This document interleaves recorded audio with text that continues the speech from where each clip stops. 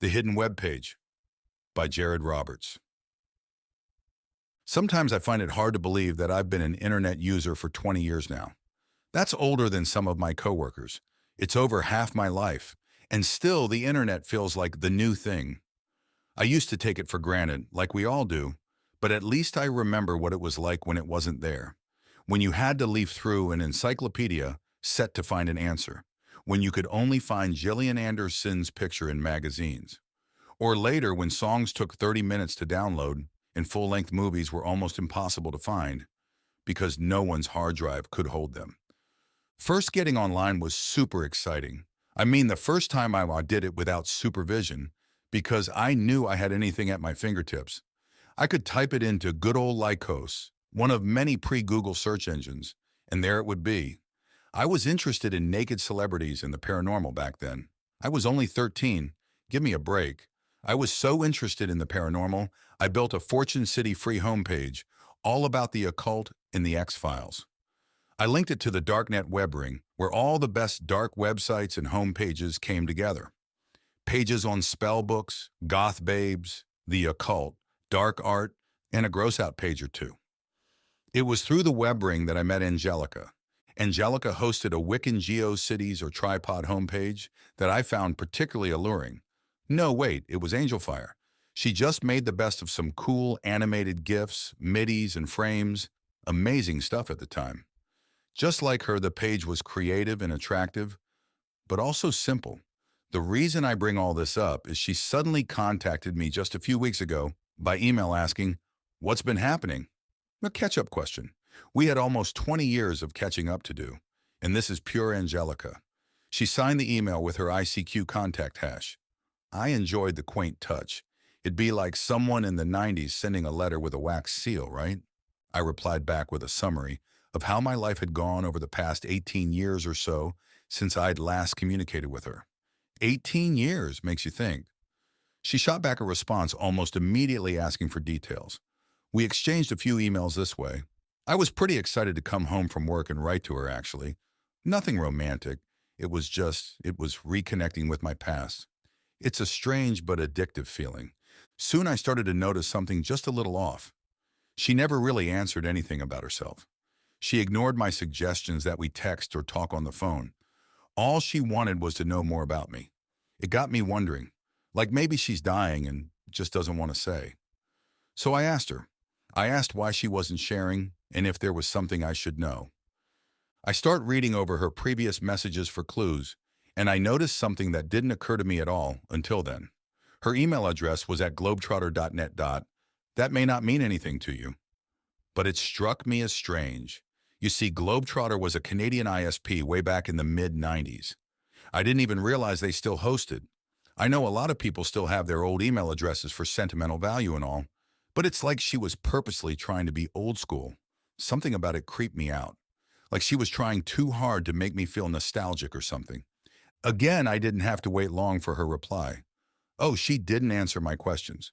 She asked me, "Hey, do you remember the hole?" I didn't know why then, but the moment I read that sentence, I felt uneasy, like I was being watched.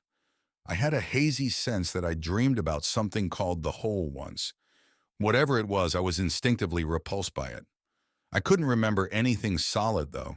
In my head, I went over IRC rooms, websites, news groups, web rings, all the old internet stuff, and came up empty. She sent me another email before I could even reply. "You really don't remember?" The hole was our little secret. Not many knew about it, even fewer how to find it. But we found it. It was right there all along. Sometimes when you'd load Darknet in Netscape, there'd be a tiny black dot in the bottom, left corner, in all this blank space. You had to hover over it exactly and click it. Then you'd be there. You'd be in the hole. You remember it now, don't you? She was right, I did. I just didn't remember ever calling it the hole. What I remembered was that secret little space we found. I remember it was like the browser didn't see it as a real website or something. There wasn't even an address to copy and paste from the bar. It was just the letter M. I tried everything to pin it down to an IP, but M was all I could ever find. Another thing I remember is that I never liked that place. Not at all. There was nothing there. It was all empty. I remember being excited the first time we found it because it was something hidden, and it felt like somewhere we shouldn't be. Then I hated it because it was just empty, and it made me feel bad and empty. Not boredom, like it wasn't supposed to be there or anywhere, wasn't part of anything. I wrote Angelica back telling her I wasn't interested in talking about that. I didn't hear back from her that night. That was unusual. She normally replied right away. Eerily fast, I realized while mulling it over.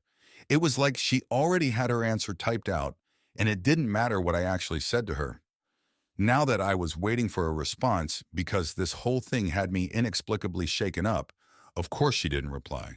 The next day when I got home from work, an email was waiting.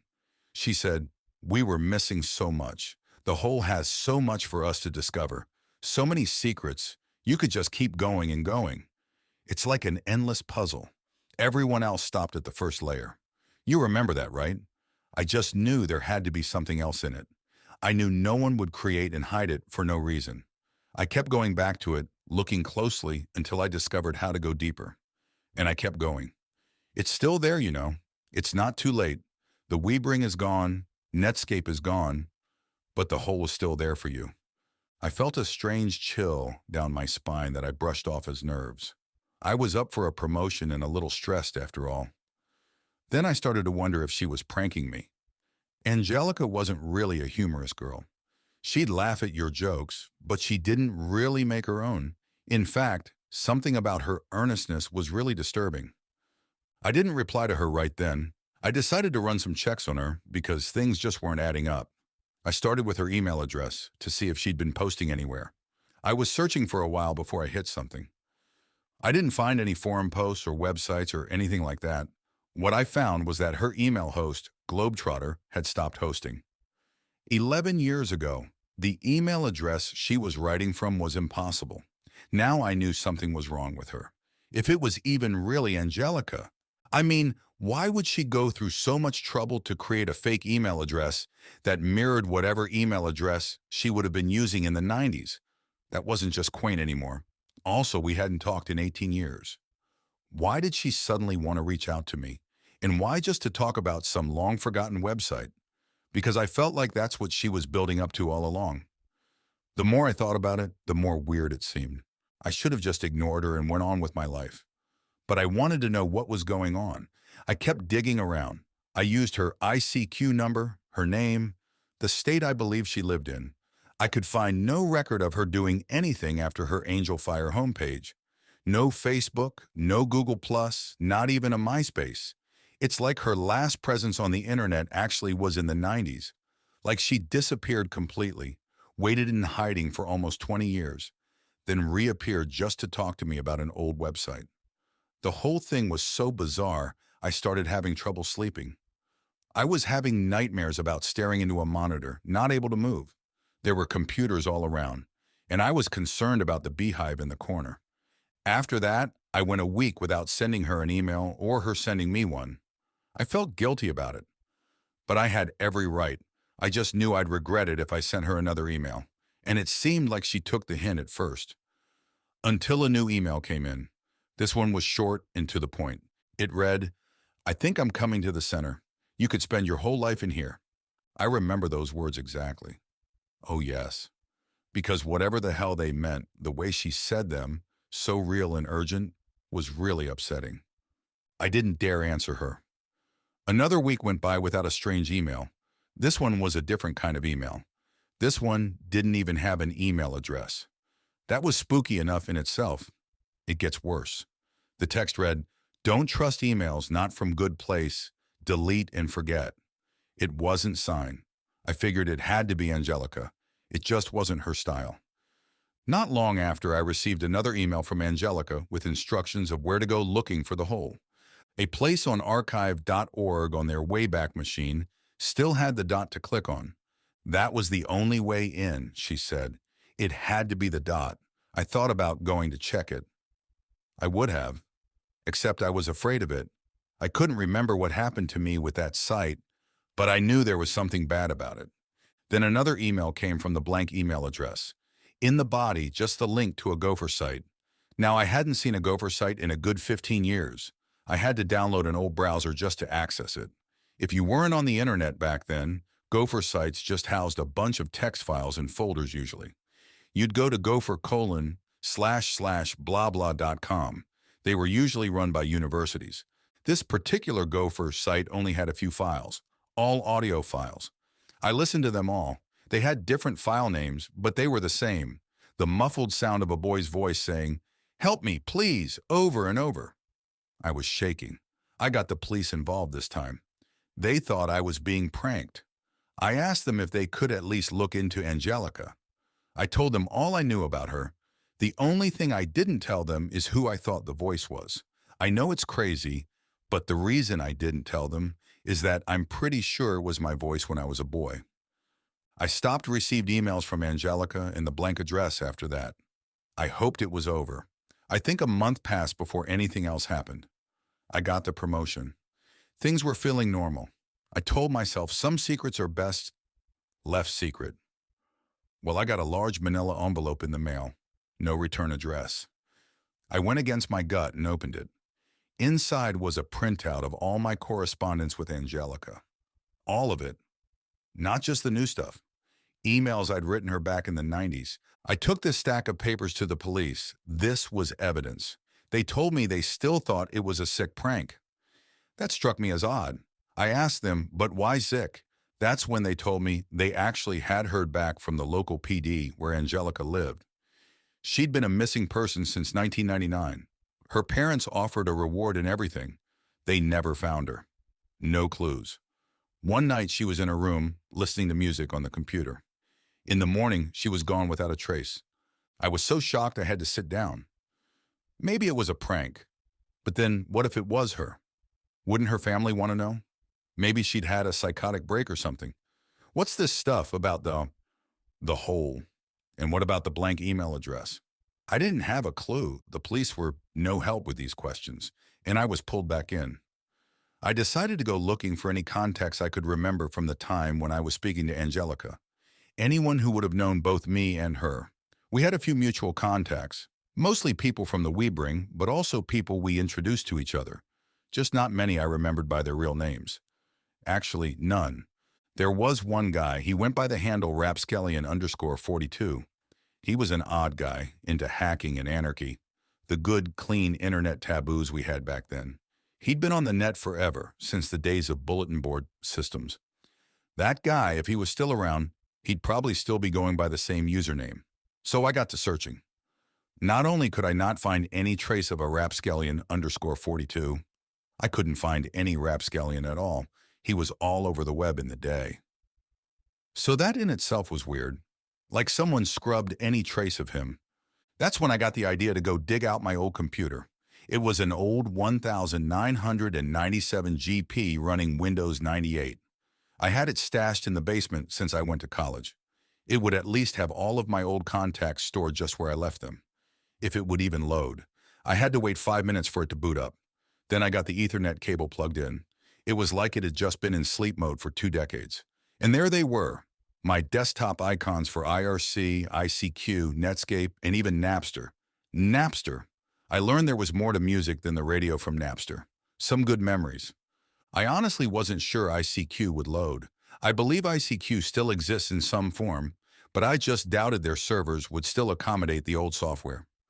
One of the key features of ICQ that made it so ahead of its time was that, besides being the only instant messenger, it also allowed offline messaging. I mention that because not only did ICQ load, but it loaded with a message. That perturbed me a little because it's like it was just waiting for me, knowing I'd booted up. Except for one detail. The message was dated from November 1999. It was from Angelica, so it had to have been sent right before she disappeared. It just said, "You coming?" It sent a shiver down my spine. Where was she going? Could I have helped her if I'd seen it in time? Why'd she act like I knew?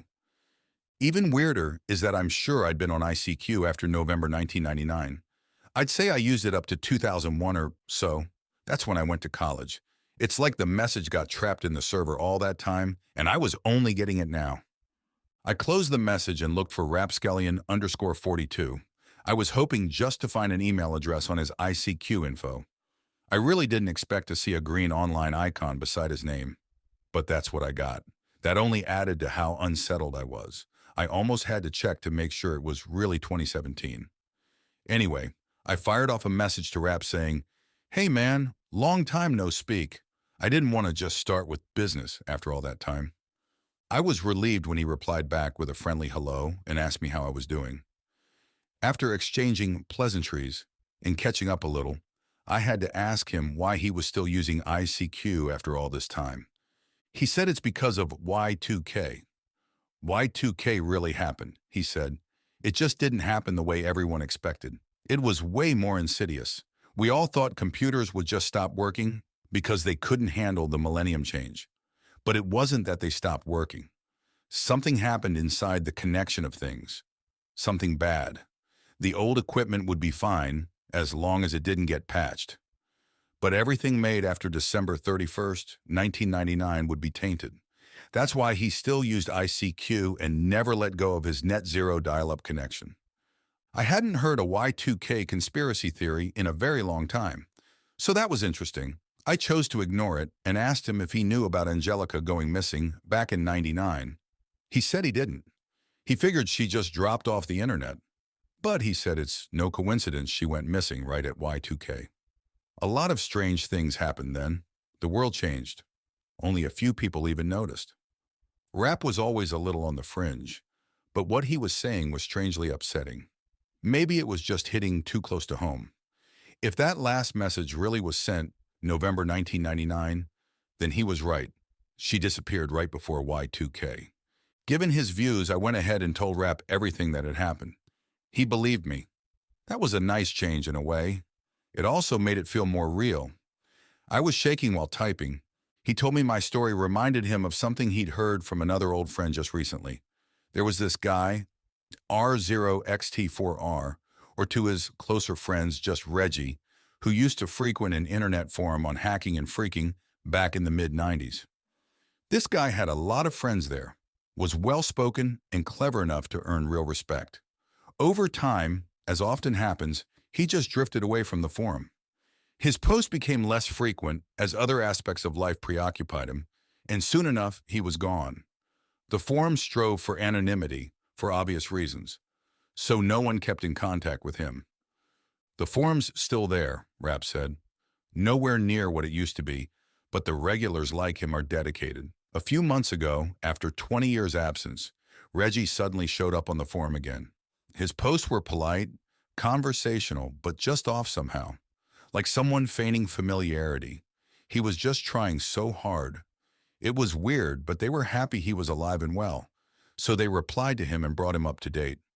Then, without acknowledging anything they said, he started making post after post about how his life was revolutionized. He found a whole new frontier of hacking. The hacking begins inside you, he said, and he wanted to show it to them. The forum folk were flabbergasted by his odd behavior, so they started interrogating him. He went silent for about a week. Then he sent one last message saying, "I love you guys so much," with a tiny URL link. Rap's friend thought it was all a joke and that Reggie was just leading the whole forum up to an epic rickroll. He didn't click it because he didn't need to hear any Astley, and he was busy with something else. He came back to the forum later and decided he was going to go ahead and click the link anyway. It may be something legit. On a whim, he refreshed first to see if anyone replied saying what the link was.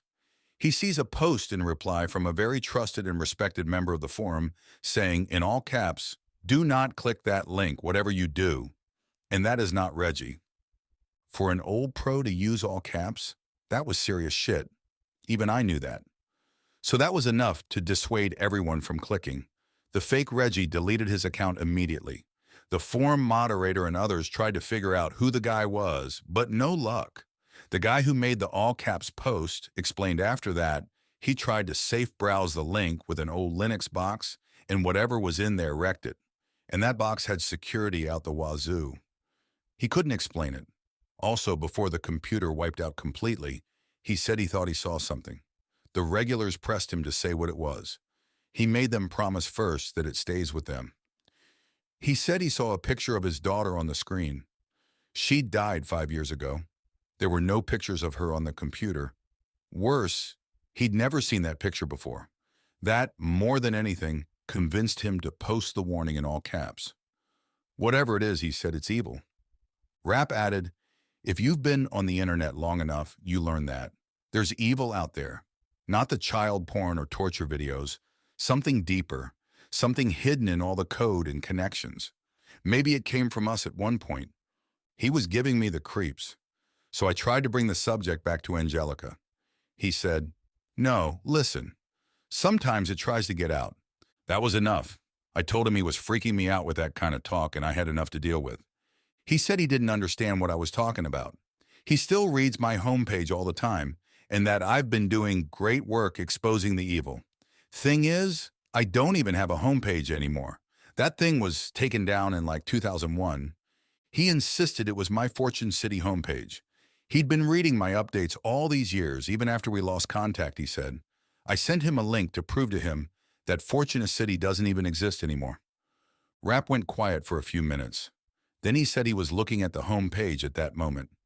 It was last updated just a few days ago, and it was all about what they were talking about now and what was going to happen next. It's a doozy, he said, then immediately went offline. I sent him a message with my contact info and to let me know if he was okay. I haven't heard from him since. I've checked ICQ a few times and he's never been back online. I had to walk away from that computer. I felt like I was being watched or something. Every noise was freaking me out. After a sandwich and some tea, I went back just to shut it down. That's when I noticed a folder on the desktop that stood out. For one, I never really kept folders on my desktop.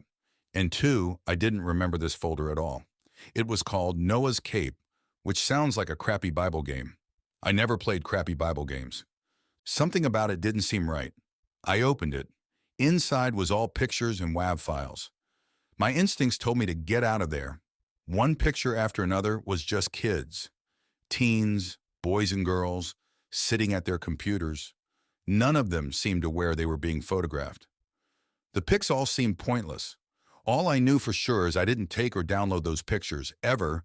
They were all time-stamped November 21st, 1999. The WAV files were the sounds of typing, muttering, chairs moving, the sounds of people at a computer, the sounds of surveillance, until one of the files. It was a voice I'd never heard before. I know it, because I don't think anything could have made me forget that voice. It was a hollow, metallic voice, almost inhuman, but a man. It whispered with a hiss, "You coming?" And its whispers were like flesh sizzling on iron. Nothing of this earth should talk like that. What it said, it was the same as Angelica's message. Also from 99. I shut down the computer and left the house. I didn't even want to be in my own home.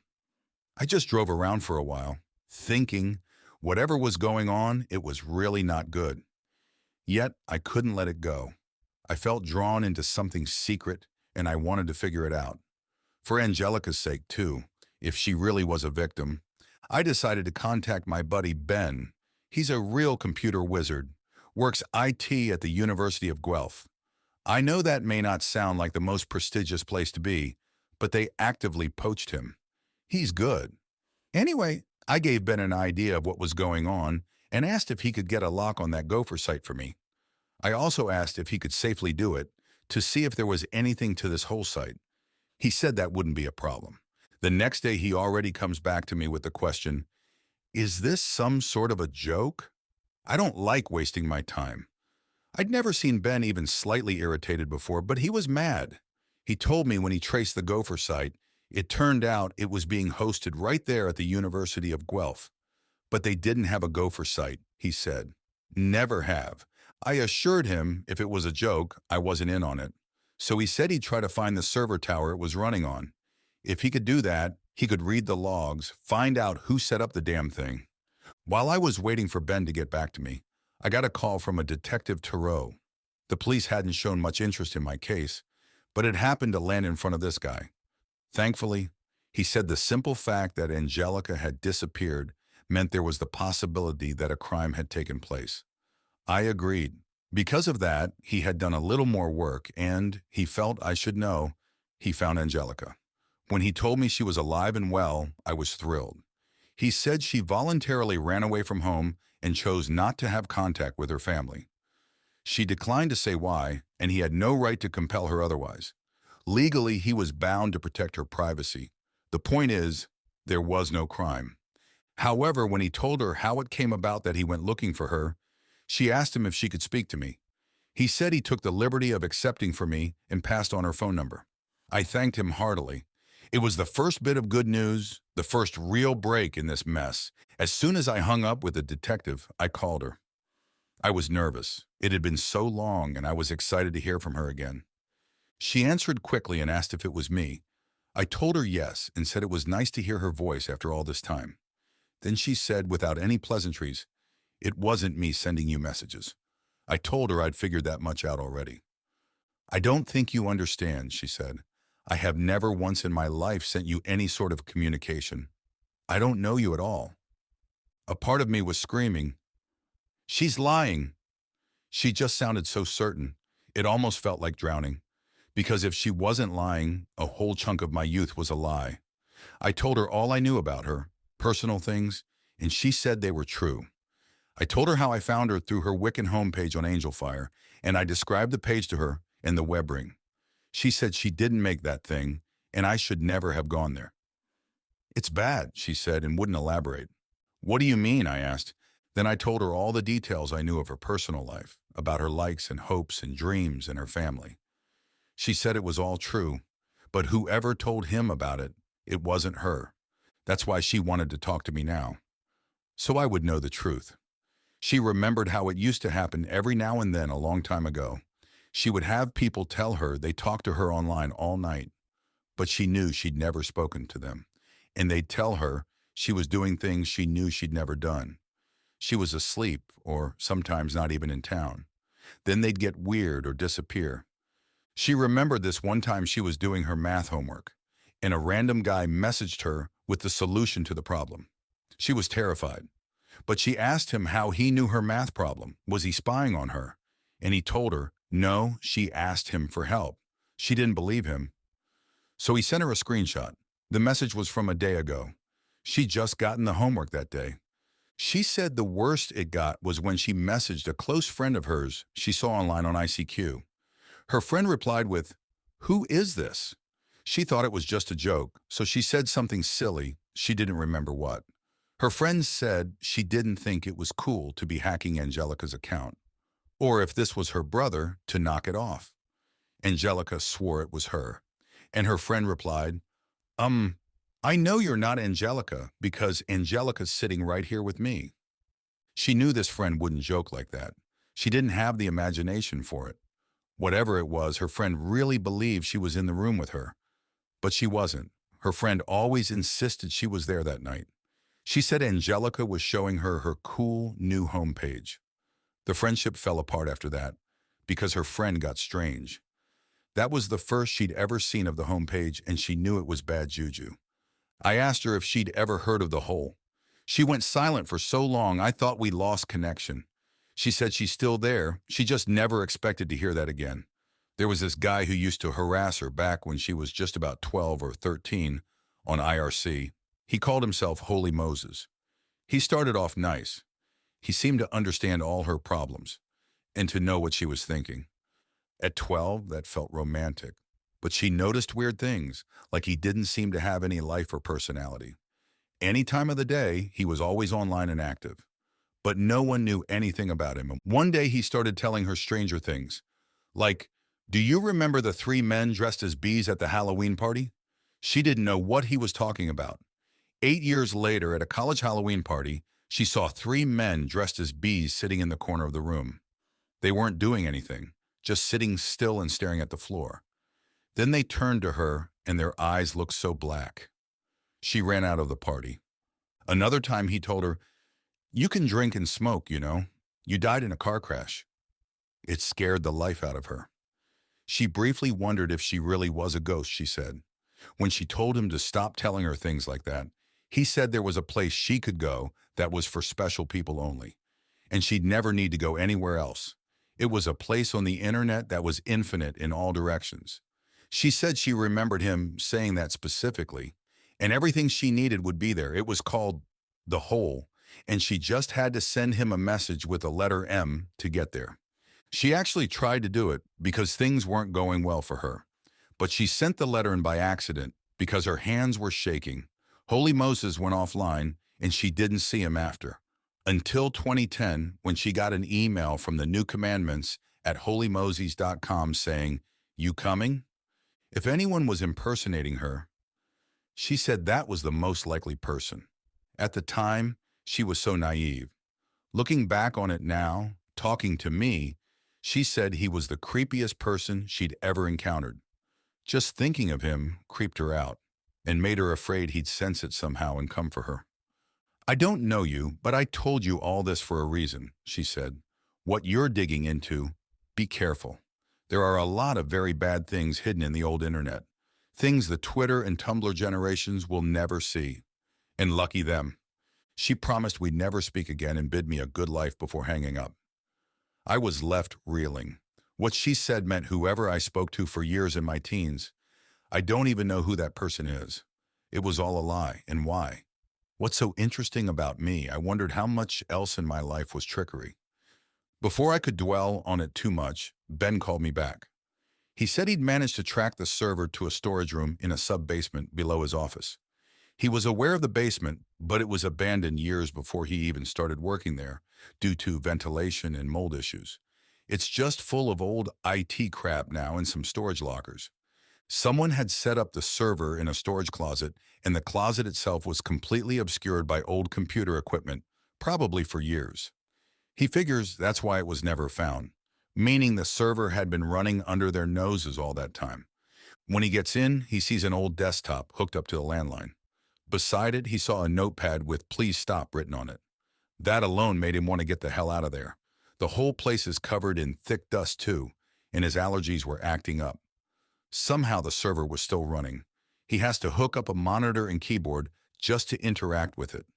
One thing he said in passing really disturbed me. He said, "The ironic thing is the server was built with an auto shutdown date, and the date was the same day I was there to shut it down. Dude, it's like it knew I was going to be there that day." He said after shutting it down, he went and told his manager all about it. Just a fun IT anecdote. His manager told him there's really only one man who could have set that up. Back in the early 90s, he said, a guy worked in the department they all called Milky because his last name was Melka, and he was really white. He was a little eccentric too. That had nothing to do with milk. It just happened to be true. Then he had a burnout, and he got a lot eccentric. It started with him pounding his desk. The manager at the time asked him if he was okay. According to Ben's boss, he answered with, "There's no way out." Then he heard Milky say something like, "You think you exist, but you're just another part of it. Everything is just another puzzle. Do I exist?" After that, the rest of the department started getting nervous around Milky. "You just got bad vibes around him," the manager said. It got worse. Every day around 3 p.m., Milky started standing in a dark corner of the office, facing the wall. He'd mutter some things. The guys joked that he was at his prayers, but he'd always come away looking more upset than anything else. Once a new guy asked him if he was a Muslim, and he replied with, "I'm sorry." The guy asked what he was sorry for. "It was telling me how your children die," he answered. Toward the end, before they fired him, he started telling them about how he found a place on the internet that wasn't made by humans. The guys joked that it was Skynet, but he said it wasn't created by machines either. It was always there, the internet just found it by accident. It showed him things he couldn't unsee. Ben's boss even recalled that he started to tear up. Ben's boss told him it was sad to see such a smart guy clearly losing it. Even though Milky was never caught stealing anything, equipment disappeared during his shift. Probably the equipment that went into the server. When they fired him, he told them that the secret place got into his head and that he'd sometimes wake up in strange places and had no idea how he got there. They never saw him again after he left that day. Ben said after that story and that creepy gopher server, he straight up refused to look into the hole. I told him it really wasn't that bad and to quit being a wimp. That's when he said he hadn't told me everything. The server had a link up through the phone line to a really old webcam, one of those low-res webcams where the image updates every 4 seconds or so. It had been running nonstop since '97. All of the saved images just show the front of someone's house. The same house back to '97. He sent me some of the photos because he knew what it was. It was my house. Why would this guy have been spying on you all those years ago, man? How did he even know you? It doesn't make any sense, and it honestly scares the shit out of me. And here's what I told him. The thing about that webcam is I just bought this house 2 years ago. That camera was pointed here before I ever moved in. It was just an astronomically improbable coincidence. At least that's what it should be. But I didn't believe that's what it was any more than he did. The next day, I was still reeling from my conversations with Ben and the real Angelica. I ran it over in my head so many times, like, maybe the police made a mistake. So of course I'd never spoken to this woman. She was the wrong Angelica. But no, I knew everything about her. Someone systematically deceived me for 2 years, and someone had been recording a house I was going to move into for 20 years, and someone had recorded me when I was a boy. What happened 20 years ago to cause all this? It was so insane. I started questioning everything.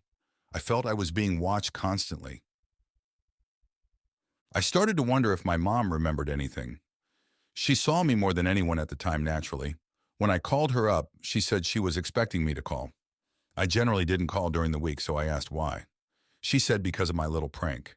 I grew concerned immediately. I wasn't pranking anyone. I tried to calmly ask her what prank.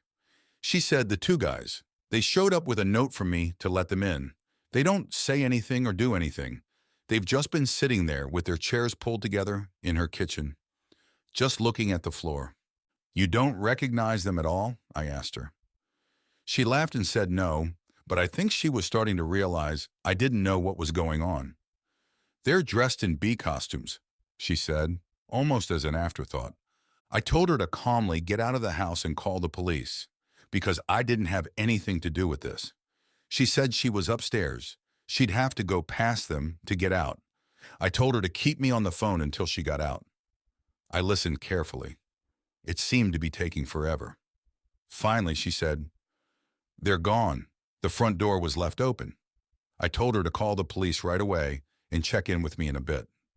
While talking, I had absent-mindedly walked from my office to my own kitchen.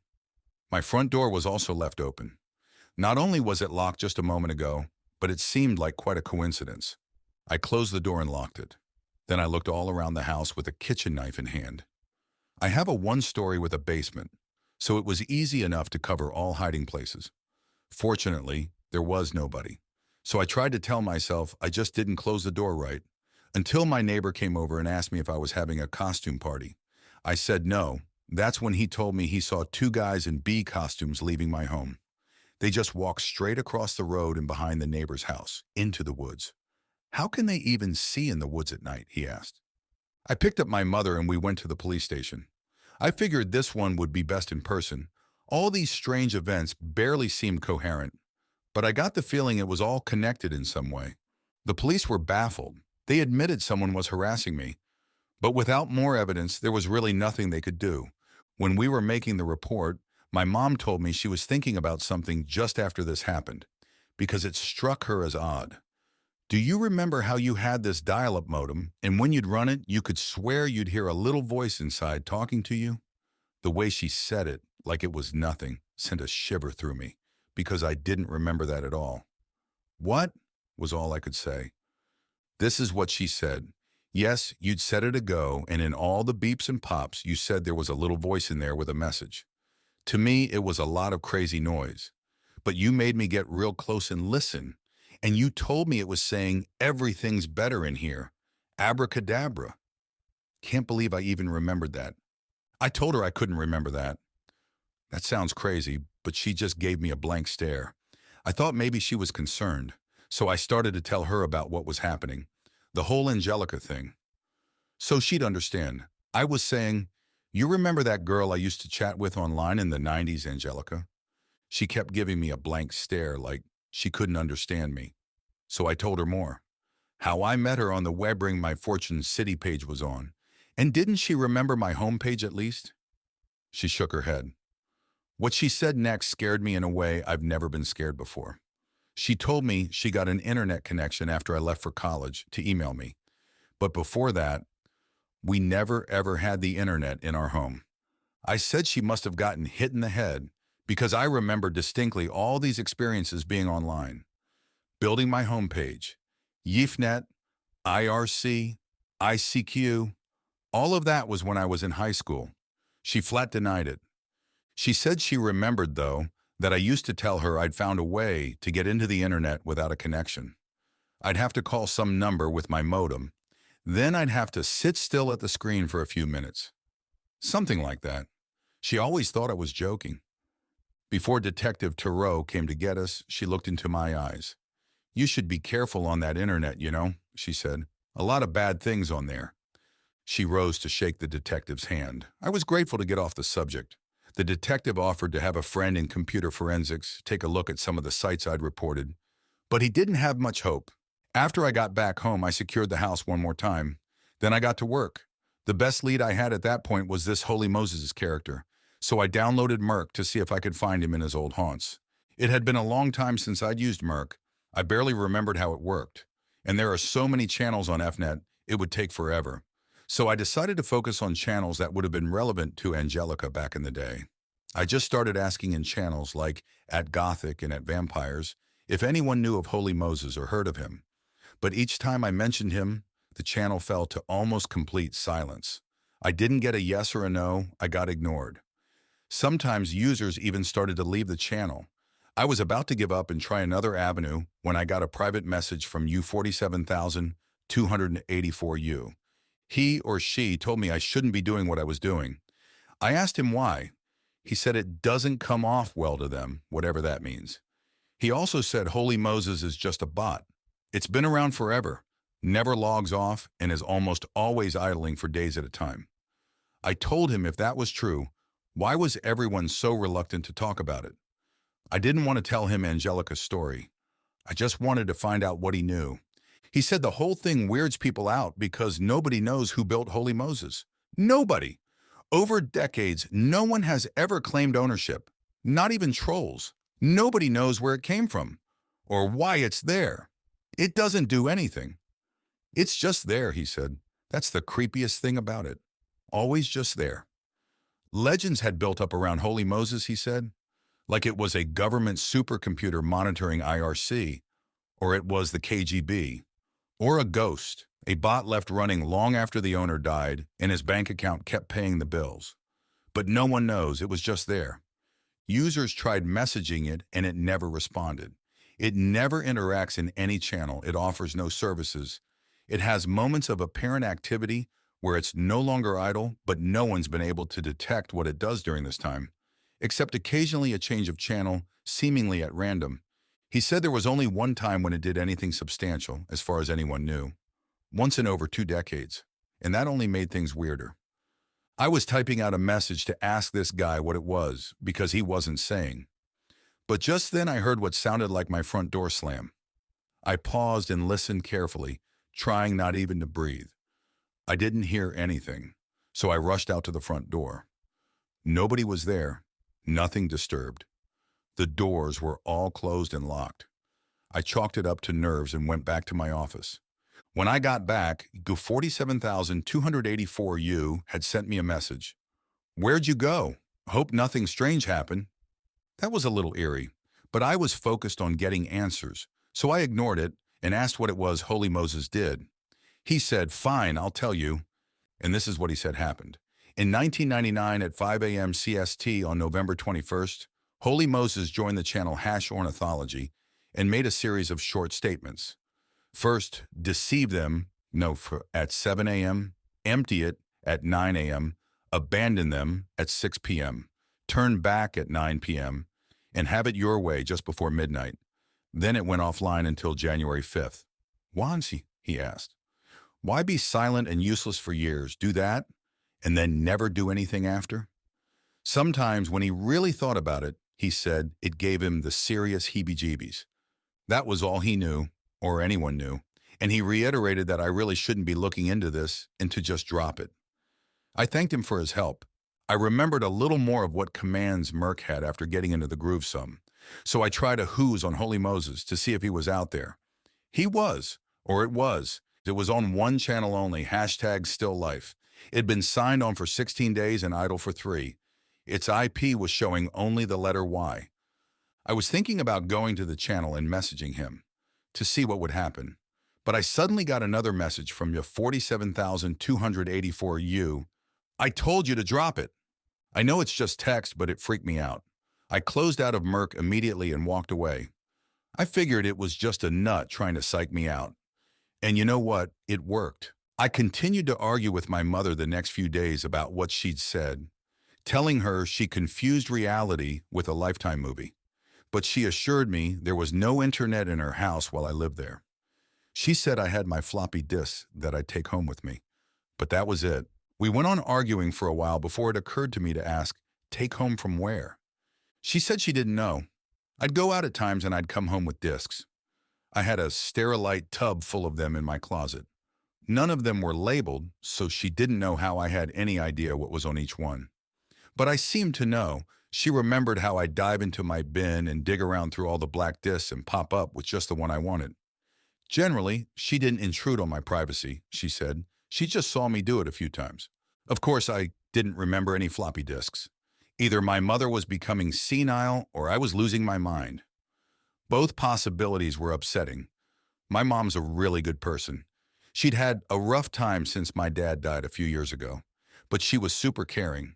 She didn't like to see anyone hurt, and she could see I was truly upset, not just trying to be right. So she gave me a big hug, and she told me I should ask Ricky. Ricky. I hadn't thought of him. Ricky was an old high school buddy of mine. Well, we were friends from grade 2 until we left for college. We just drifted apart after. I had him friended on Facebook and we never talked. You know how it goes. She said when I'd go out to wherever it was I went, I usually had Ricky with me. We'd walk all the way across the bridge into town to pass our weekends.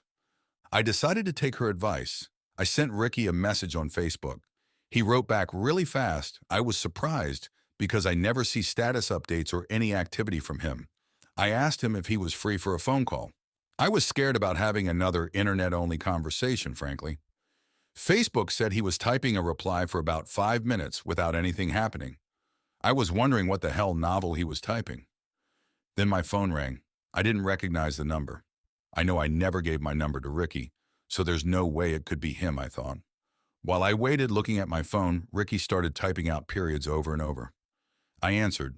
The voice on the other end sort of sounded like Ricky, as much as I could remember, but like he was really far away on a beat-up CB. I don't know why, but it made me feel weird and uneasy. I said I think we have a bad connection. He said it's the best possible and that he knows. I was about to ask what he knows when he said alt.rec.birdwatch and hung up. And I got a message on Facebook saying, "Nice catching up." He wouldn't answer anything I said after that. I asked folks I knew if Ricky was okay. Apparently he was in a car accident years back and was mostly bedridden. I made a note to try visit him someday. Anyway, alt.rec.birdwatch is of course a Usenet news group. I used to browse news groups all the time as a teen, mostly for the porn. I was surprised they still existed. Now I had to look up how to get to them. I remembered being able to do it through my email software. But apparently that's not a feature of Outlook anymore, so I looked up newsgroup readers and found one I'd used back in the day. Then I found some servers and started looking for alt.rec.birdwatch. When I finally found it, it turned out to be mostly British upskirt photography. I didn't understand why Ricky wanted me there, until I saw a post with the header, "Remember the dog?" and instantly felt clammy and cold. I didn't know why, but there was something to it. Something I couldn't put my finger on. This is what the post read. Everyone remember how sometimes you'd go in there and it'd be all dusty and no one was there like it was abandoned years ago, but you could still go sit at a computer and get online? And remember how sometimes you'd go in and there'd be these people there and they were really weird and they just watch you like you were a rat in a maze, and sometimes they were in costumes? Anyone remember the dog? Sometimes there were no people and there was just this dog at the counter. I think it was a golden retriever. It never panted, but it watched, and sometimes it'd make you do things. That was it, and that was enough. I was trembling and I didn't know why.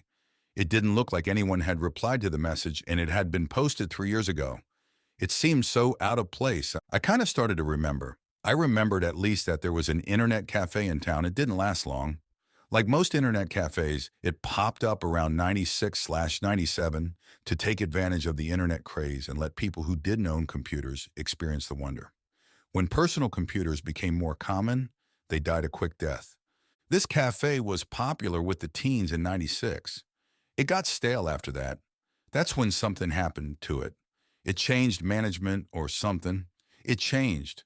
We tried going back just to hang out, but most kids didn't want to be there anymore. I had some friends who just wouldn't go, or say why. But Ricky and I would hang out there all the time. Why couldn't I remember that before? Maybe Mom was right all along. Maybe that's where I was on the internet. I replied to the newsgroup message with, "Why wasn't I able to remember?" It was a long shot since the post was so old. Then I started looking through the other posts to see if there were others like it. There were others. They were all vague, but I knew what they were about. I knew.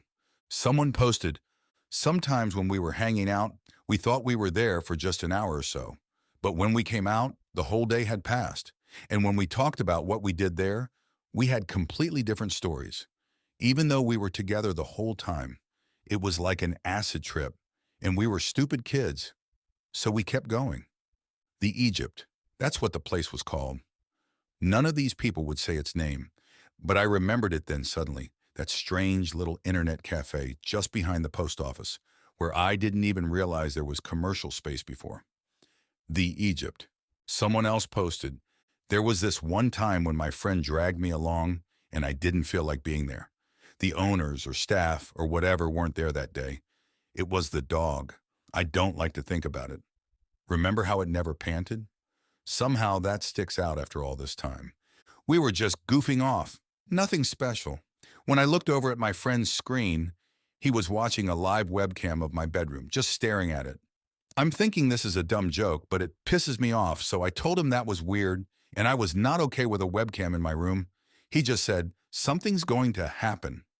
Gave me the heebie-jeebies. He wasn't joking, and it didn't even sound like him. Here's the thing that gets me most. I decided to leave, but need to piss first. On the way out, I go over to my buddy, and he's still watching the webcam. That annoys me. But worse, when I look at the screen, someone's in my bedroom ransacking the place. Under the mattress, in drawers. I'm ready to go home and get one of Dad's golf clubs. Then the guy looks right at the camera and starts taking it down. I saw that dude's face. It was me. No doubt about it. That was my face. How is that possible? You're thinking the webcam wasn't live, but it was. Someone replied to that post with, "When you were in the bathroom, did you try knocking on the wall?"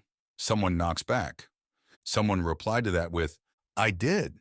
He said he'd let me in, but there's no door." In the sea of birdwatching photos and upskirts dating back to 95, that was all I could find. Took me all night. I closed it down. It was too much. I was psyching myself out. The next day I had a reply to my post asking why I couldn't remember. It read, "You weren't meant to."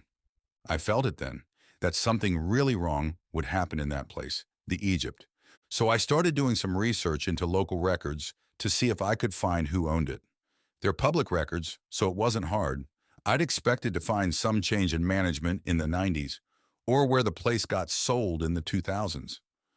I expected wrong. It was purchased in 1980 and had had the same owner ever since.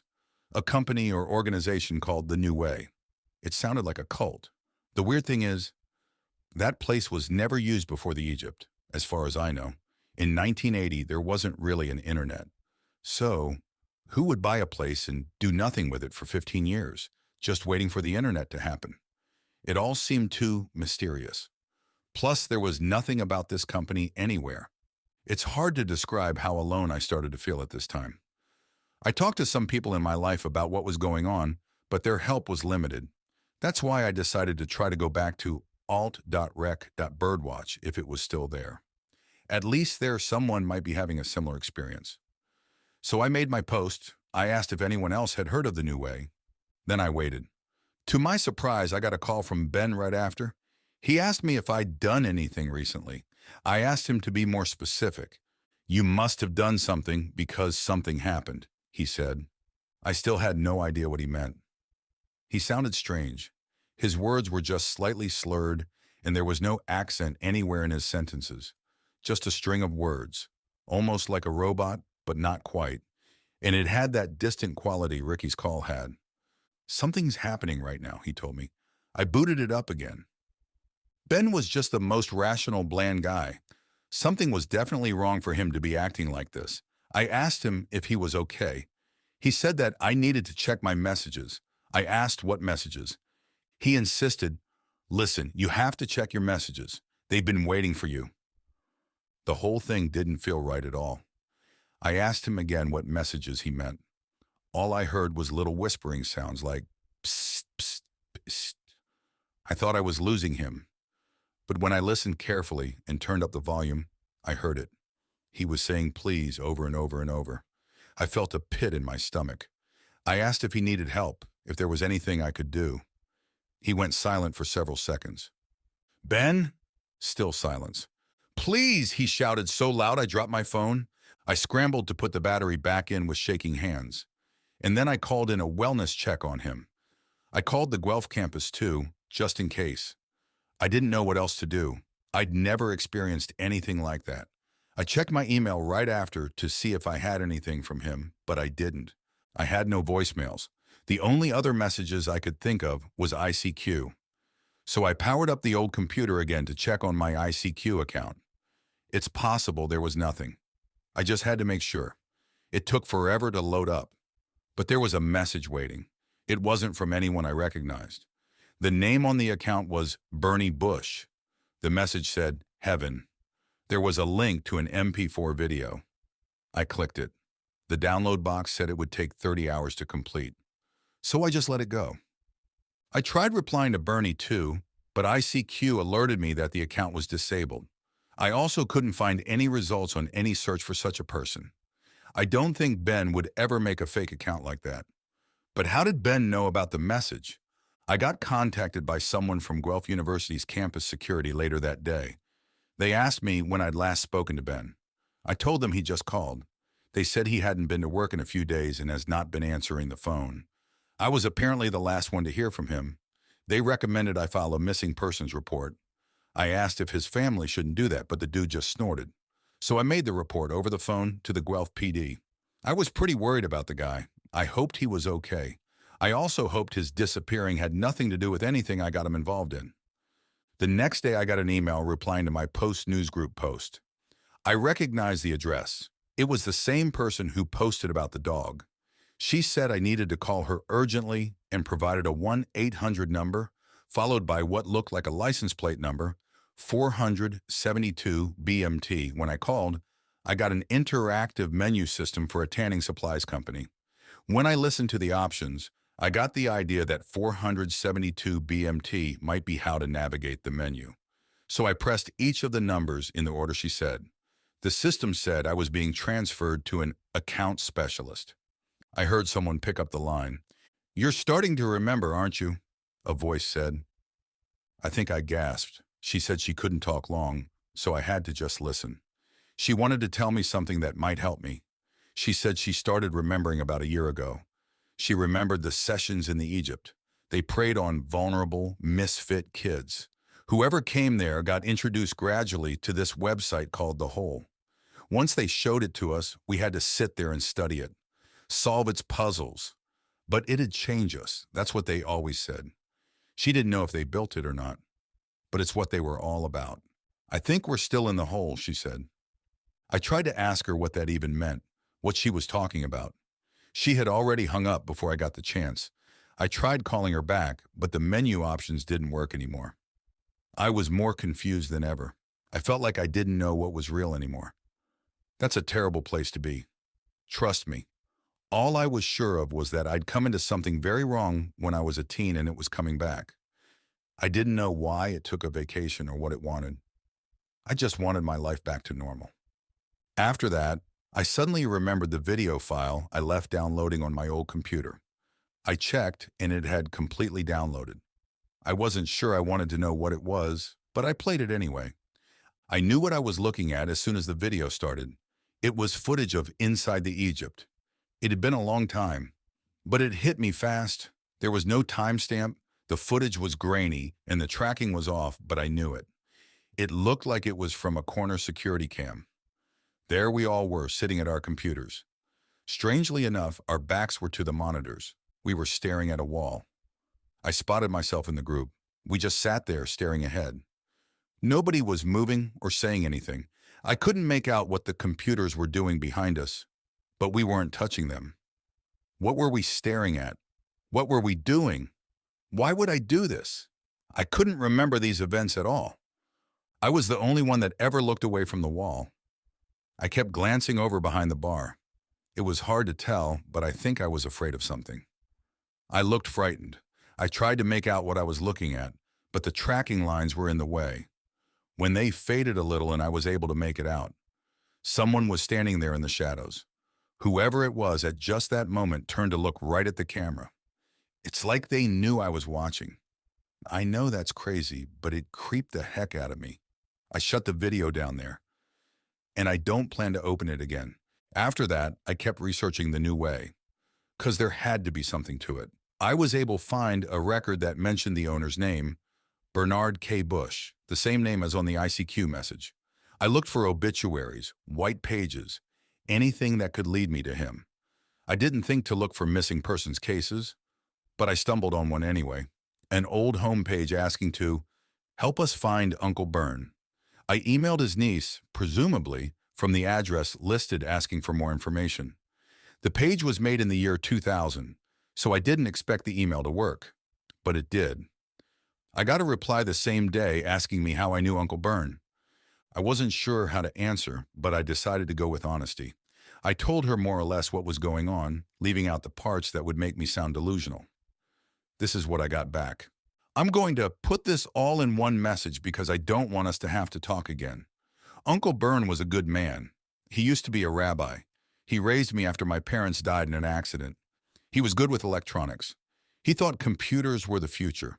That's why he called his company The New Way. He bought up all the commercial space he could afford with his inheritance. All over the country, it was more than he could handle. So he just rented it out. Life was good. He kept selling computers in his little shop. I helped when I got home from school and on weekends. He kept bees and I helped with that too. Really, life was good until he married Connie in 1994. He met her during a visit to Europe. He said she worked in the same orphanage she'd been raised in, and nobody knew much else about her. She was a strange woman. She didn't like me. She was into things that scared me. I saw her make a homeless man cry by staring at him. Animals would go quiet when she was around. Sometimes she'd hide under my bed for hours, waiting for me to go to bed at night. When I did, she'd slide out and grab me. I'd scream and scream. She'd walk away like nothing happened. She didn't laugh or say anything. It wasn't a prank or joke. It was something else. I didn't understand. I still don't. I started sleeping on a beanbag chair in the basement after that. She'd often go into a corner of the room and whisper to someone. There was nobody there. No phone or nothing. She'd even get mad at whoever it was. Then she'd go back to knitting. She was always knitting something, but the things she'd knit were useless. Gloves with 3 fingers. Socks, but she'd seal up the ends so you couldn't wear them. I didn't hate her. I was scared to death of her. I don't know why she made Uncle Bern so happy. I remember the day she started pressuring him to turn his rental spaces into internet cafes. She told him the internet was the real future and would outlast computers. She'd say, "We are the internet." She made him get it at home.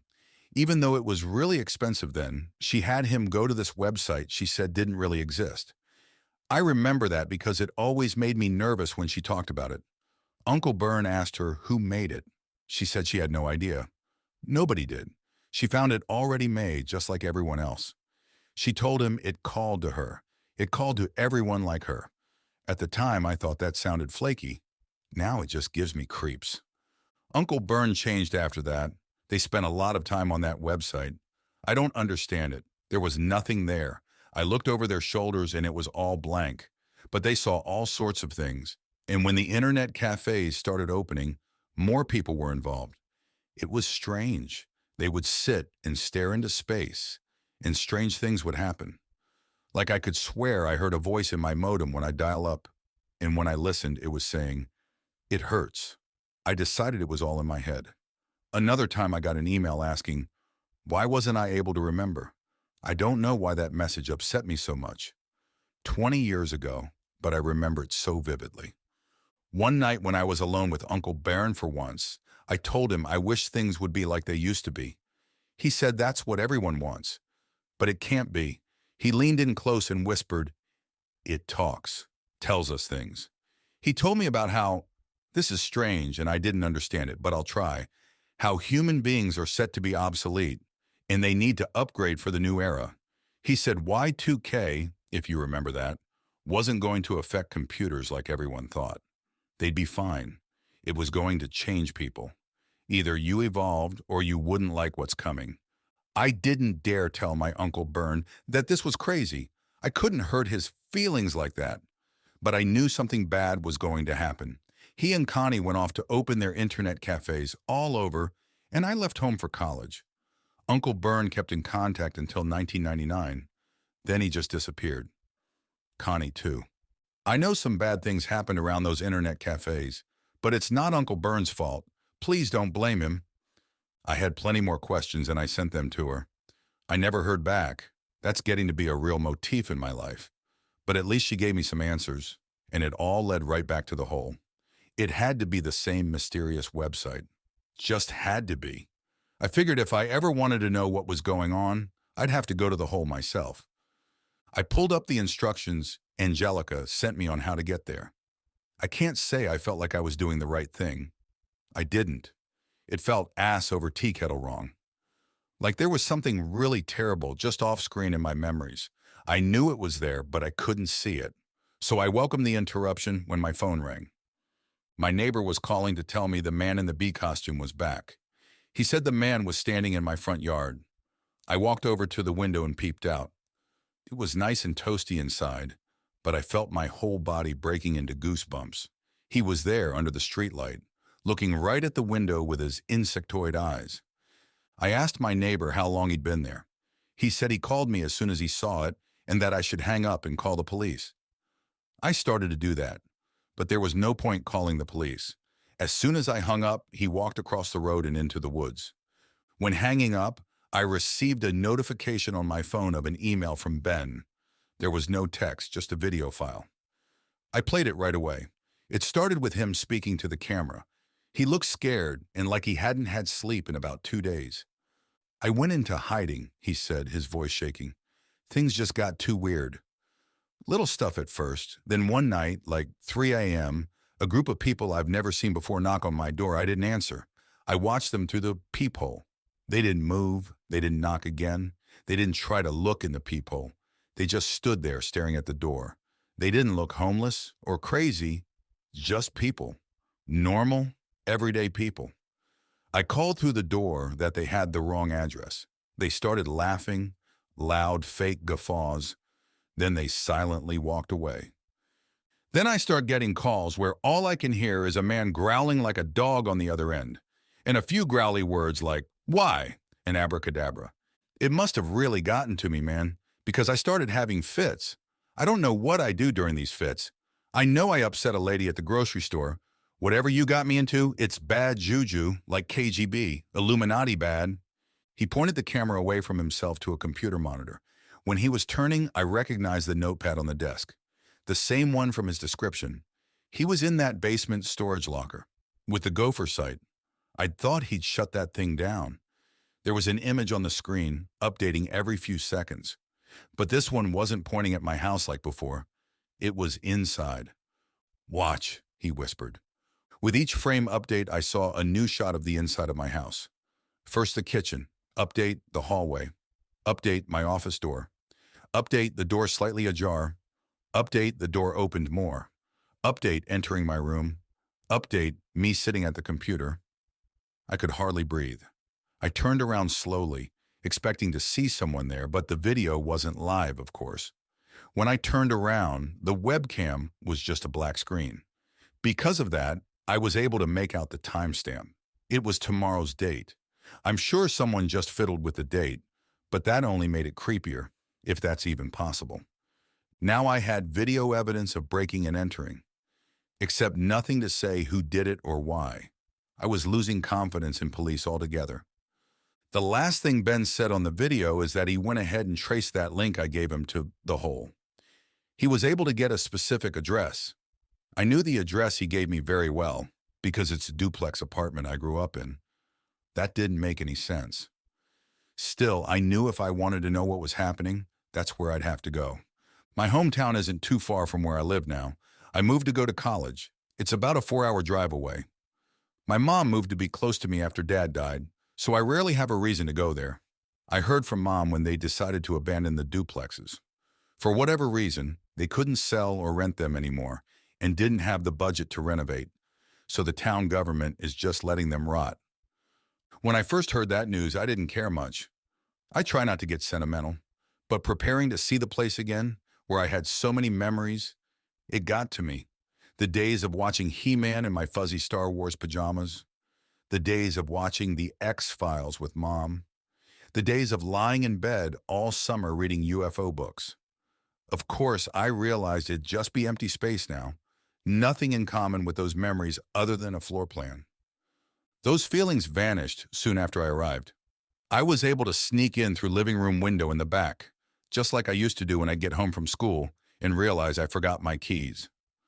The moment feet hit the linoleum floor, the music started. It was low and distorted at first, so I couldn't make out what it was. It didn't matter. Someone had to be in there, and that someone knew I was there. I waited for a sound other than the music. Nothing. I felt a little more courage. So I started walking toward the stairs. The music got louder, but no less distorted. The tune was familiar, though. I went up the stairs slowly. That's where my old room was. By the time I got to the top, I knew what I was listening to. Early in the Morning by Vanity Fair. An oldie, and it was coming from a grimy old radio propped in front of my bedroom door. That was odd because the same song started playing again when it reached the end. What radio station plays the same song twice in a row? I switched the radio off.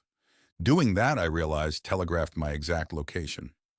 I broke out into a cold sweat for a moment, waiting for something to happen. But all I heard now was a buzzing from in the room, like a beehive. I noticed my name placard was still on the door. Other people had lived there after Mom left, I'm sure of that. Either those people chose to leave my name on a door in their home, or someone had put it back. Either way was weird. I opened it. I didn't and still don't know how to react to what I saw inside. The room had been set up to look exactly like it did when I was a teen, not like it did after I left for college or even just before. Like it did in 1999.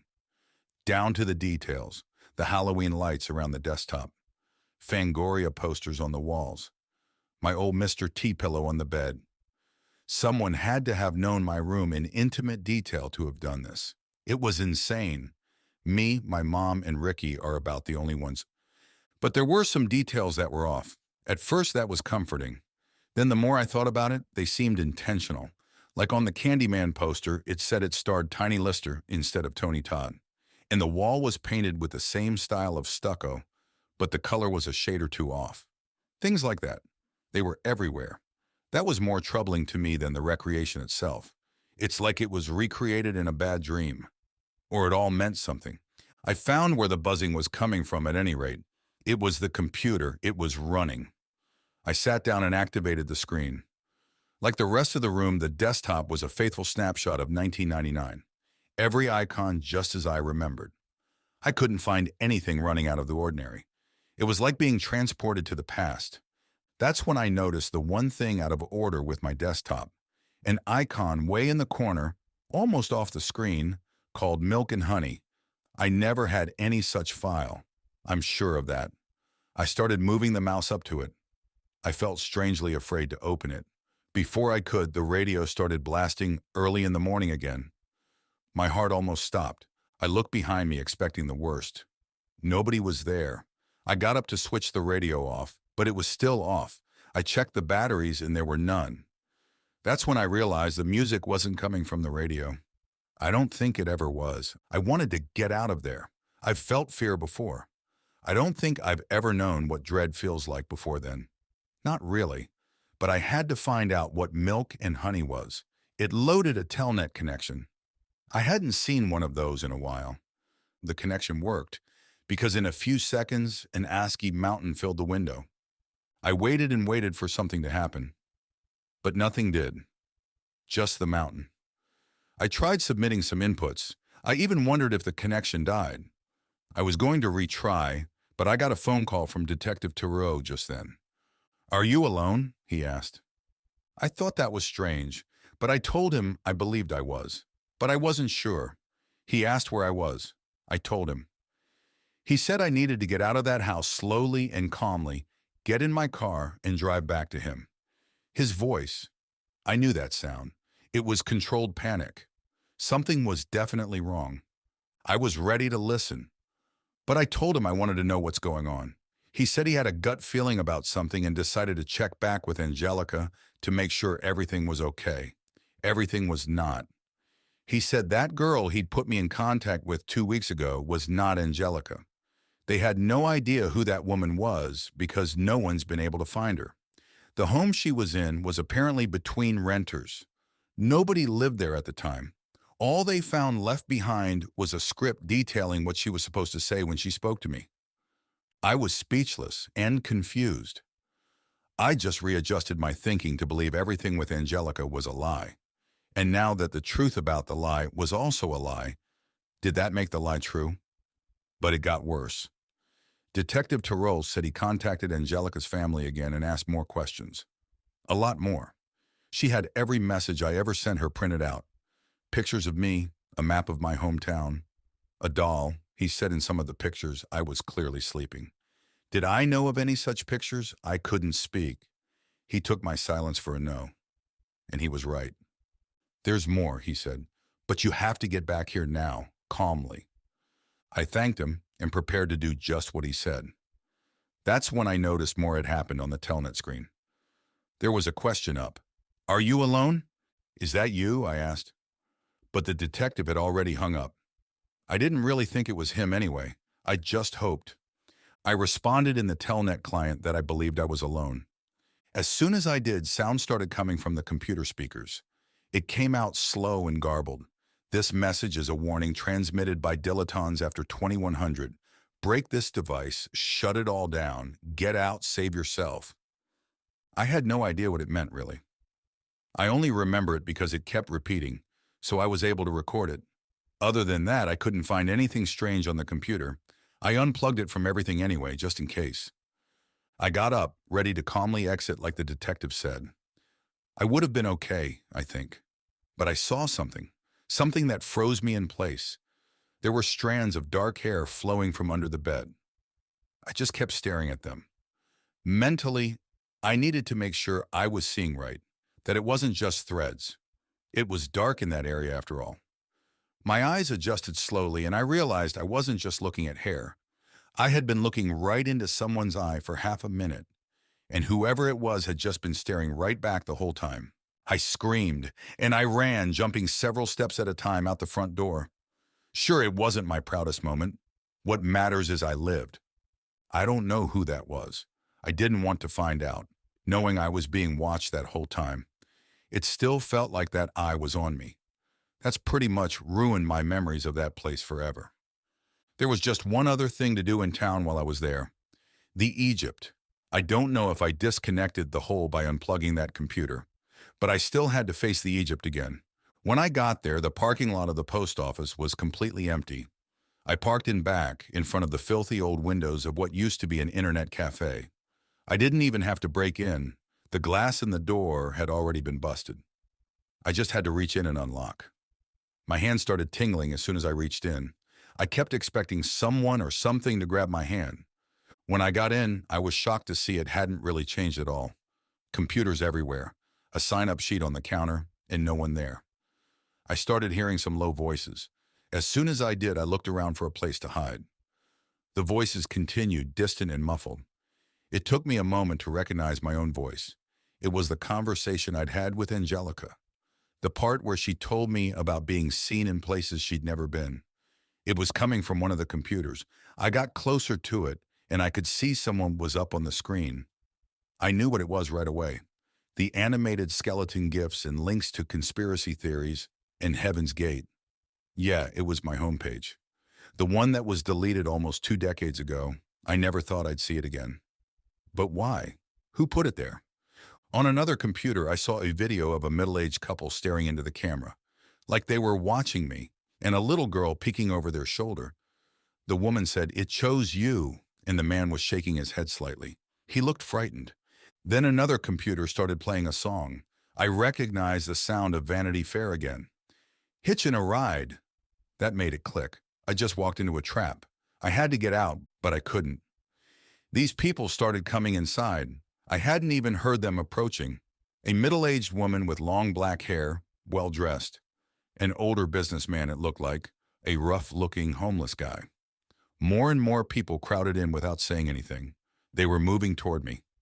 I tried talking to them, but their faces were blank, emotionless. They didn't seem to hear. I ran into the bathroom and closed the door behind me. It had a simple turn-the-bolt lock, so I locked it. I pulled out my phone to see if I could get the police, but there was no signal. I started hyperventilating and had to catch myself against the wall. That's when I remembered the story about the guy knocking on the wall. Maybe there weren't bricks on the other side. I knocked for a hollow spot, and when I found one, I started kicking a hole in the drywall. I tore the rest of the hole open with my hands. There was space back there. I used my phone's flashlight to look inside. The space was about 2 feet in width to the brick wall. I stepped inside. There were tons of floppy disks stashed in there. It was crazy. I heard those people breathing outside the door. They weren't trying to open it or beat it down.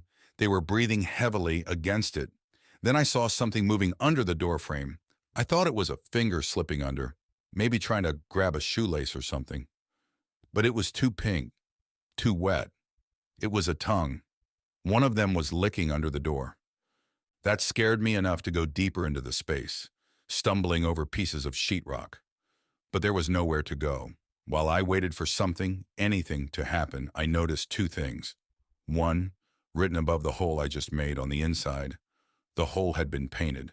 The other, it wasn't sheetrock I was stumbling over. It was bones. I don't know how long I sat there.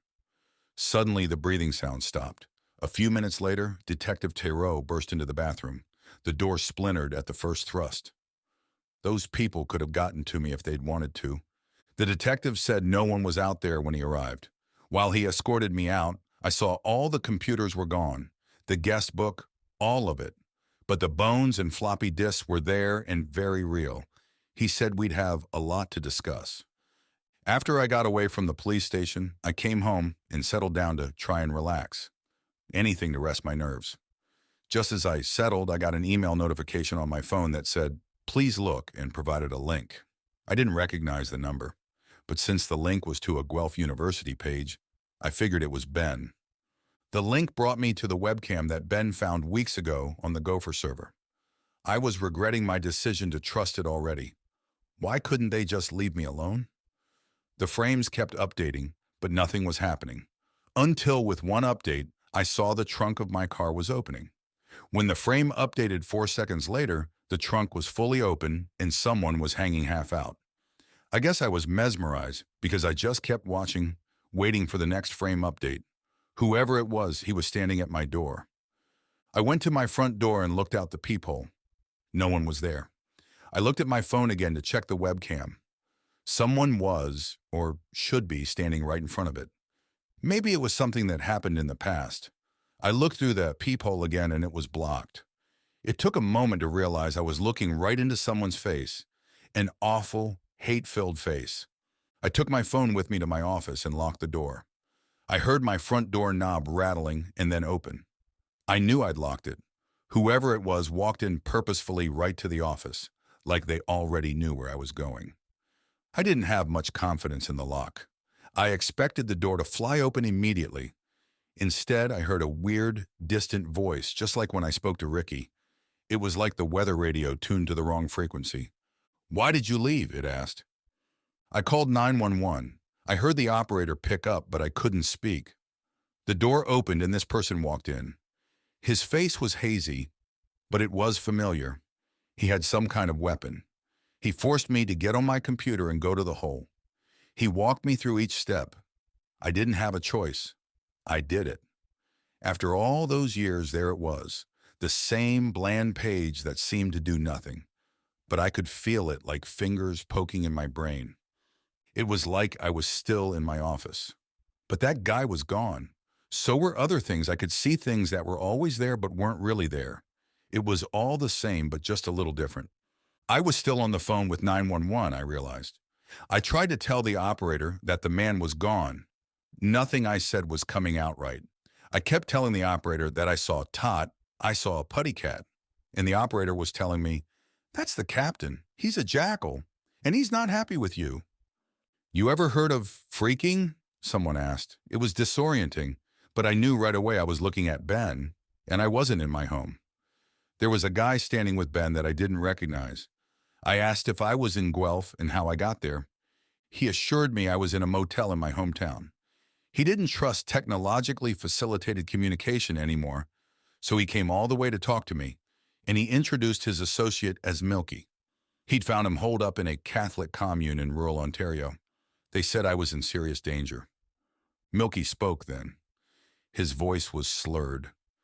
He was aware of it because he apologized for it. He went on to tell me what happened to him.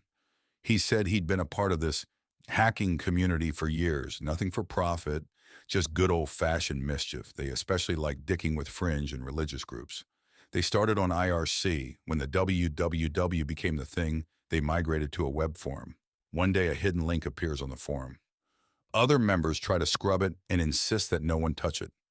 One of the guys on the forum, one of their oldest members who fled the Soviet Union back in the 70s, said he knew what it was. It was studied before, and it was never ever supposed to be available to the public. He'd seen what Stalin could do, what murderers could do, and he wasn't scared. That was life. This thing scared him. It sounded like a put-on. Milky said this guy had a healthy sense of humor, but the guy swore it was real. He said it started way back when the first computers were being networked. The electrons and other particles that are brought together and herded about in making these connections leave empty spaces of nothing where they were. It's like an anti-net, and the more and more we connect all over the world, the more this emptiness grows. "And what's so scary about that?" someone on the forum asked. And he replied, "Just because it's empty space doesn't mean there's nothing in it." He wouldn't elaborate on that. No matter how much they tried, he'd only tell them he'd seen it for himself.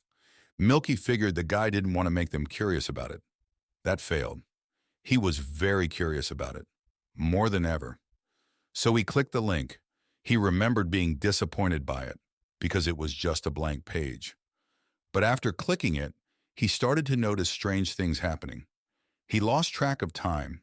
He'd be told by acquaintances that he'd done things he had no memory of doing, or even that he couldn't have done, because he was doing something else.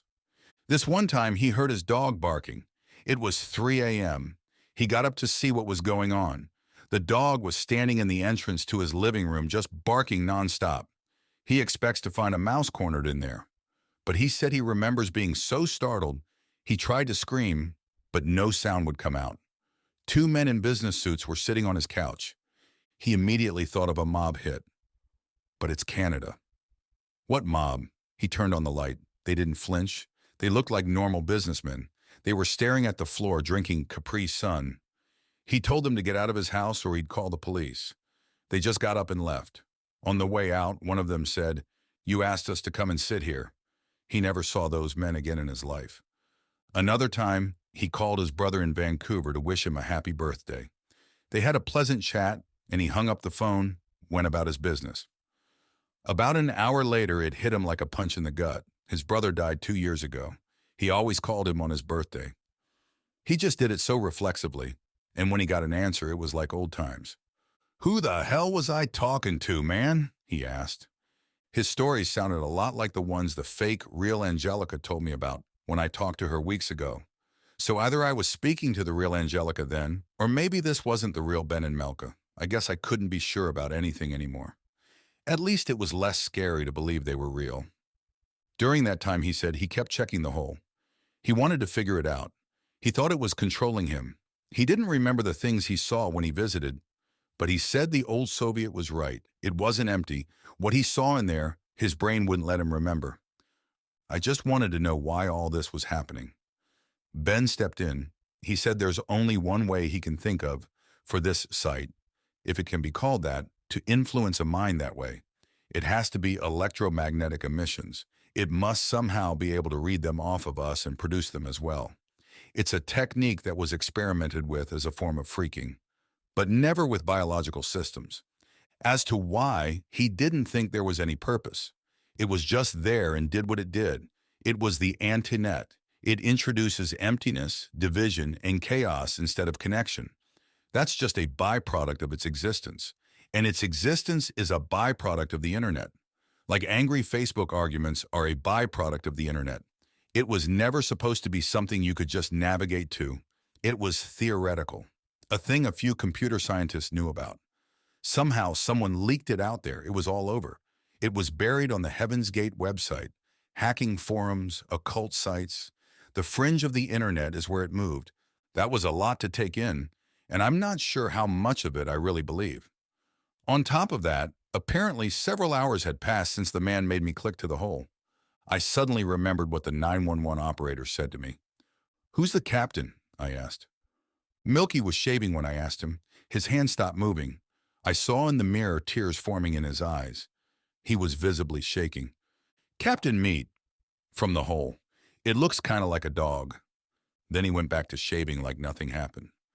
Later, I thanked Ben and Milky for saving me, for risking so much, really, especially Ben, and for trying to warn me with the link to the webcam. But both of them denied ever sending that text. They asked to see it. They couldn't figure out where it came from. They checked the link to the webcam, too. It still worked. There was the front of my home, my car with the trunk still open. We watched it for a few frame updates before Ben noticed. Someone was in the trunk. It was dark and grainy. But that was definitely someone in there, and I shuddered when we all agreed that whoever that person was, they were looking right at the camera. Or us. We turned it off. I woke up in the middle of the night a few nights later. We decided we didn't want to keep paying for the motel, so we were crashing with my mom by then. She was happy for the company, and she was obviously worried about me. She said I had to get a grip and not let my life slip away. "Just solve this thing," she said. It was weird. It wasn't the sort of thing my mom would say. Anyway, I woke up because I was hearing whispering sounds. You'd think louder sounds would wake you. But no, the whispers are the worst. I listened carefully. I tried not to move. I wanted to hear where they were coming from. It was a two-way conversation. I couldn't make out any of the content, though. Just a word here and there.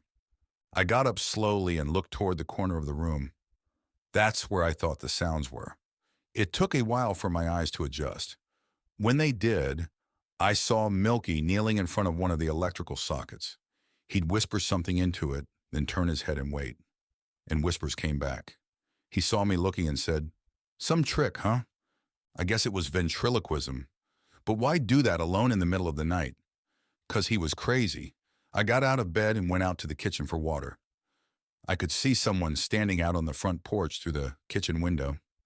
Figuring Ben couldn't sleep either, I went out to ask him if Milky was really okay. Because he didn't seem to be. I flicked on the outdoor light and stepped out. But it wasn't Ben out there. It was Milky again. He tried to tell me something about constellations, but I walked back in. Something wasn't making sense. There was no way he could have gotten out that fast. Some trick, huh? I went into the living room. The TV was on. It was the episode of Seinfeld where George finds a doll that looks like his mother. That made me uncomfortable, so I changed to another channel. The program guide said the ninth gate would be showing. I always liked that one. But instead of the ninth gate, it was the 10 Commandments. Very different movies. Only one number off, though. Seeing Heston's Moses posturing with the Egyptians struck me. I never did get to speak to Holy Moses. I let myself be distracted, chased off, or both. And everything happening just seemed to be getting more and more filled with coincidences and connections that weren't adding up. or added up too well, which is the same thing if you ask me. I started up Mom's computer. It still ran Windows XP. It was Dad's computer and she didn't like change. I had to download Merc. As soon as I did, I connected to Ethernet. This time I was going to talk to him. He wasn't hard to find, just a who is, and there he was, in at H1N1. He was the only one in there besides me. Not a lot of bird flu fans, I guess. Before I could send him a message, an email notification appeared on screen. I guess Mom had it on auto start. The notification caught my eye because it said it was from Detective Thoreau, subject information requested. I shouldn't have, but since it was from the detective, I felt it had to concern my situation. I clicked on it and read, "As we discussed, here's the documentation on the dental records with the doctor's signature." The attached document was about the skeletal remains found in the Egypt. I felt a sudden wave of horror because I thought I knew what was coming. Dad's bones somehow got in there. But I was wrong. They matched the skeleton up to my dental records. Mine. "I don't know who that man is," he went on, "but he is not your son." That was just absurd. I knew my own mother, for Pete's sake. I thought about deleting the email, but that wouldn't do any good. Then I started piecing things together, wondering if maybe I really was dead, or maybe I was an imposter, and that's why I had memory lapses. Then I remembered I was just about to message Holy Moses.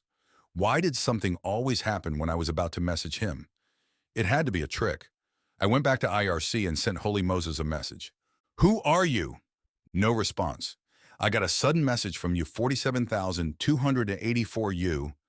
Do you know where your mother is?" I ignored him. I sent another message to Holy Moses. "Do you know what's going on?" No response. "You 47,284U messaged me again. Are you sure she's okay?" I took a chance on what I remembered from Angelica's story. I sent Holy Moses a short message.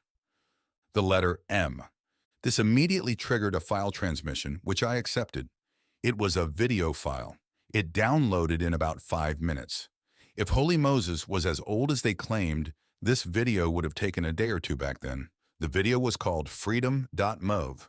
Milky came in from outside, stood a few feet away from me, and stared at me. That was unnerving enough. Then the pantry door started to open. Ben stepped out. He had to have been sitting cramped in there all that time. He also stood still and just stared at me. My mom came in from outdoors. Why was she outdoors and where? She joined Milky and Ben. "What's going on?" I asked them. They didn't speak. I felt the tension in the air and the assurance that something would happen. The suspense and stillness was getting worse than anything they could do to me. My heart was beating so fast, and I had been hearing a dripping sound for a minute or two without paying attention. Too much was going on. Now I looked to where the sound was coming from. I saw fat beetles crawling out from Milky's sleeves, over his hands and dropping to the floor. What was going on? I think I was so afraid I couldn't feel it anymore. Slowly, I grabbed a loose USB dongle, attached it to my phone and to the computer. I'm surprised that old computer could read the phone, but it did. While they stared at me, I transferred the video file to my phone. I unplugged the dongle, took my phone and ran to the bathroom, where I locked myself in. I heard feet shuffle up to the door and stop there. I turned on the shower to drown out sound and then started watching the video. The webcam being used was severely damaged by the looks of it, but I could make out a very sickly-looking older man. The audio was distorted, and I had the shower running, so I had to start it over and up the volume. The man said he'd been trying to warn me. The dilaton distortion from the hole allows him to send messages during brief windows. "If I am listening to this," he said, "I am in the hole and have been for a while. Other things are also in here." While he spoke, I kept hearing screams in the background of the recording. Some sounded closer than others. He said, "These things don't want me going anywhere. I need to get out before it's too late." He knows, he said, because he's me. The last thing he said before the video ended abruptly was, "The birds and the bees." I couldn't leave through the door, so I pulled up the blind to leave through the bathroom window. I almost shrieked when I saw my mother's face pressed up against the window. I was trapped. I thought about pushing through anyway, But I couldn't hit my mother. I could hit Ben or Milky if I had to, but not my mother. So I took the door. Nobody was there. That just made me worry about where they really were. I stepped outside and still, nobody there. I hurried to my car before Mom could come around from the back. Then I heard rapid footsteps. Ben was running right toward me from way down the street. "Stop hurting me!" he shouted. But he didn't look in pain. He looked in a rage. I got in my car and started backing up. When he got to me, he was pounding on the window, still screaming. I drove straight back to my home, leaving them all behind. The only explanation could be that I'm in the hole, whatever that means, because there was no other way Ben and my mom would act like that. But when did that happen? And what does that even mean anyway? Before I even stepped inside my home, I knew something was wrong. Waves of something, just bad, pure bad, were hitting me. I opened my front door. Everything looked normal. I started turning on all the lights, and I grabbed a knife from the kitchen drawer. Then I saw them. Two men in bee costumes sitting on my treadmill, looking at the floor, not moving, almost like they were stuffed or forgot where they were. "What do you people want from me?" I said. I kept a tight grip on the knife. They stood up. Then they both looked down the hall toward my office. I followed their gaze, but saw nothing down there. After a few seconds of wondering what they saw, I heard the song start. Early in the morning. While I was looking down the hall, they were already heading out the door. I decided to follow them, because whatever started that music gave me a worse feeling than them. As I stepped out the door, I'm sure I heard a dog growling behind me. I followed them across the road and into the woods. I turned my phone flashlight on to be able to follow them. It's like they could see in the dark, the way they navigated the woods. The deeper we went, the more uneasy I became. They just seemed to keep going and going. But the deeper we went, the more I started to hear birds. I never even thought of it before, but I hadn't heard any birds for a long time. Weeks at least. Or locusts or any normal springtime sounds. The more I followed the bees, the more I heard the birds. Until they got loud enough, I figured we must be under a massive collection of nests. I kept following them until it got too loud to bear, and then it sounded like machinery, like elevators. There was a machine, hidden out in the middle of nowhere. I followed them inside, and then I was back in my office, sitting at my desk, slumped over my keyboard. The corner of my mouth was wet. I must have blacked out. I picked myself up. It felt like I was just waking up from a deep sleep. The room was bright with sunlight. I could hear birds chirping up a frenzy outside. My screensaver was on. When I shifted the mouse just to see what time it was, there was an email from the globetrotter.net Angelica. It read, "Pretty intense, huh? You can spend the rest of your life in there." I sat disoriented for a while before realizing I had to urinate, eat, and drink. When I had done those things, I looked around my home for clues. The knife I'd taken was back where it belonged. My old computer was put up in its box. I called my mom to ask if she was okay. She didn't remember any of the events from the previous night. That's when I remembered the video on my phone. From Holy Moses. I checked, and it was still there. I knew I wasn't dreaming. I played it back. Here would be my evidence. The video was 2 minutes of distorted audio and video. In all the distortions, no recognizable sounds or images. That was a few weeks ago. It's taken me some time to get calibrated to reality. Nothing strange has happened since. I can't explain what happened. Maybe I had a psychotic break. I was under a lot of stress at work. Maybe someone was gaslighting the hell out of me. Maybe there really is a secret website that uses electromagnetic waves to mess with your mind. I'm just glad it's over. I'm glad to be going back to work like a regular person, making banana smoothies, not thinking about sinister internet cafes. I really do remember the Egypt in the hole, and it's like reality all twisted. I'll just end by saying I don't think I'll be feeling any nostalgia for the old days of internet for a good long while. The only problem I'm having is, whenever I'm trying to sleep, I keep remembering the whole nightmare and asking myself, am I still inside? But then, what difference would it make?